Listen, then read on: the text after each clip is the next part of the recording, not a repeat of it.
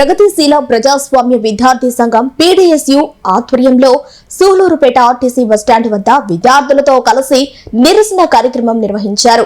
కార్యక్రమంలో పీడీఎస్యు తిరుపతి జిల్లా కార్యదర్శి హెచ్ లోకేష్ పాల్గొని మాట్లాడుతూ కేంద్రంలో బీజేపీ ప్రభుత్వం అధికారంలోకి వచ్చిన తర్వాత ఇప్పటి వరకు నీట్ ప్రశ్నపత్రాలు అనేక సార్లు లీక్ కావటం ప్రభుత్వ తీవ్ర నిర్లక్ష్యానికి నిదర్శనమని అన్నారు. ఈ లీకేజీల కారణంగా అనేక మంది విద్యార్థులు మానసికంగా దెబ్బతిని ఆత్మహత్యకు పాల్పడడం అత్యంత దురదృష్టకరమని పేర్కొన్నారు.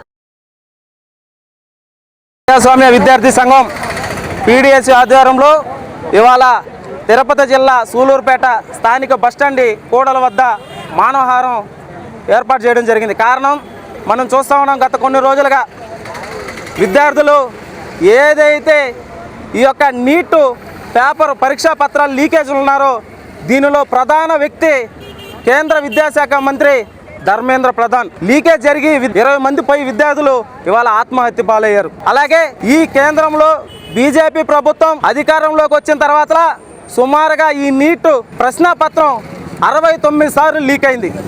ఎందుకు లీక్ అవుతా ఉంది? కేవలం ఎవరైతే ధనవంతులు ఉన్నారో వాళ్ళ పిల్లలు బాగుపడాలని ఈ కేంద్ర ప్రభుత్వం అమ్ముడు పోతా ఉంది.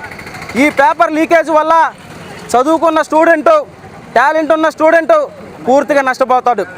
ఎవరైతే డబ్బు ఉందో, ఎవరైతే అధికారం ఉందో వాళ్ళ పిల్లలే ఇవాళ మెడిసిన్ చేసే పరిస్థితి వస్తూ ఉంది. అయ్యా ధర్మేంద్ర ప్రధాన్ గారు, మీ పేరులోనే ధర్మం ఉంది తప్ప మీరు చేసే పనుల్లో ఎలాంటి ధర్మం లేదు, అంతా అధర్మ పనులే చేస్తూ ఉన్నారు. దయచేసి మీ యొక్క వ్యక్తిగతం ఆలోచించాలా.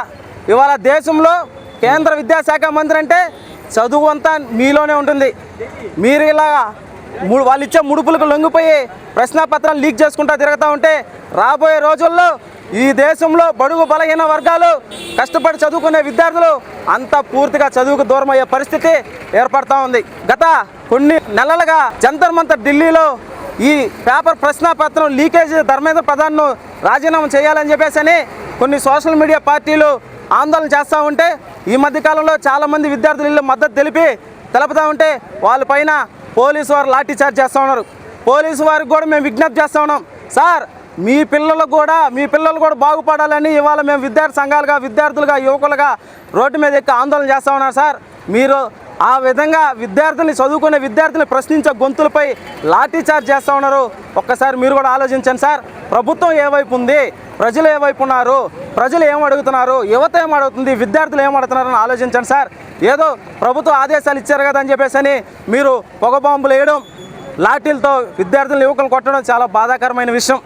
దీనిలో భాగంగానే రేపు లేదు ఎల్లుండి అనగా ఈ నెల 24వ తేదీ ఈ ఆంధ్రప్రదేశ్ రాష్ట్ర వ్యాప్తంగా అన్ని వామపక్ష విద్యార్థి సంఘాల ఆధ్వర్యంలో బంద్కు కూడా పిలుపునివ్వడం జరిగింది. అందరూ దీంట్లో ఈ బంద్లో ప్రతి ఒక్క విద్యార్థులు, యువకులు, స్కూళ్ళు, పాఠశాలలు, కళాశాలలు, ఇంజనీరింగ్ కాలేజీలు, యూనివర్సిటీలు అందరూ విద్యార్థులు పాల్గొని ఈ యొక్క కార్యక్రమం జయప్రదం చేసి ఎవరైతే కేంద్ర మంత్రి విద్యాశాఖ మంత్రి ఎవరైతే ఉన్నారో ధర్మేంద్ర ప్రధాన్ను వెంటనే రాజీనామా చేయాలి. అలాగే ఈ మధ్య నిరాహార దీక్ష చేస్తున్నటువంటి సోను వాంగ్చుక్ గారిని కూడా వాళ్ళ యొక్క నిరసన కార్యక్రమం ఎలాంటి భంగం లేకుండా సానుకూలంగా చేస్తూ ఉంటే ఆయన్ని ఇవాళ అరెస్ట్ చేసి జైల్లో పెడతారా? ఎంత దుర్మార్గమో ఆలోచించాలా.